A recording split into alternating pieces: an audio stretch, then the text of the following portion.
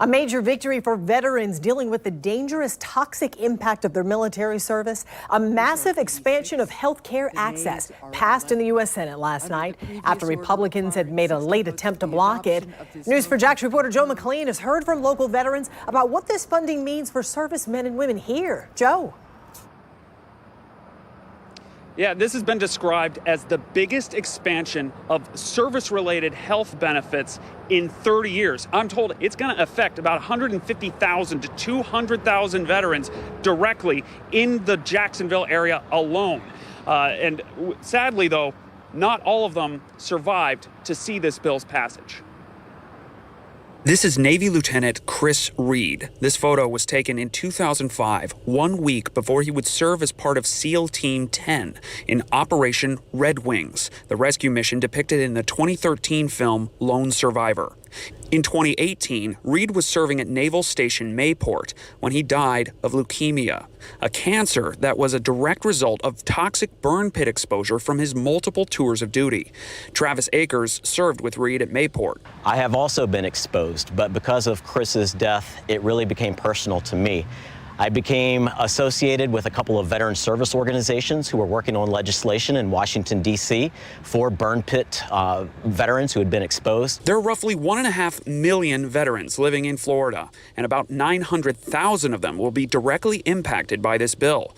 The bipartisan bill had stalled in the Senate when Republican lawmakers blocked the bill's advancement over a cost-controlling amendment. It stoked nationwide backlash from veterans groups, families, and activists, including comedian Jon Stewart. Rich Posert is part of several local veterans organizations, including Veterans Council of Duval County and the VFW. It was phenomenal, and it was a huge relief off my shoulders as someone who knows that is going to be something that I'm going to have to deal with eventually, just due to my deployments and what I've been exposed to. Alex Morosky heads government affairs for the Wounded Warrior Project and spoke with me from Washington, D.C. about why this legislation was so badly needed. Good at recognizing physical injuries. We've gotten better at recognizing mental injuries, but still toxic injuries.